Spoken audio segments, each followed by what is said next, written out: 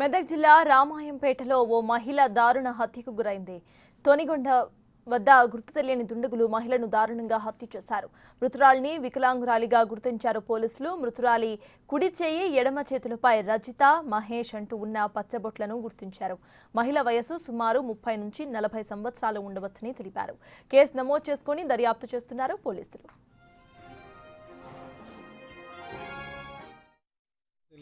మహిళ మృతదేహం తొనిగల్ల main road bus stand దగ్గర టువర్డ్స్ రామాయంపేట వస్తుంటే రైట్ సైడ్ ఓపెన్ ప్లేస్లో పడి ఉందని చెప్పేసి కంప్లైంట్ రావడం జరిగింది.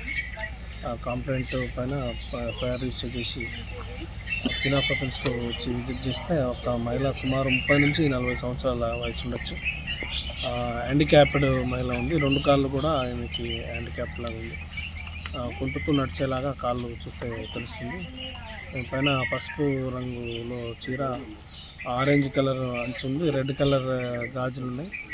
కుడి చేతి పైన రజిత అని, ఎడమ చేతి పైన మహేష్ అని చెప్పేసి ఇంకా కొంచెం పేరు టాటూ వేసుకొని ఉంది. అదేవిధంగా హెడ్ ఇంజరీ అయింది.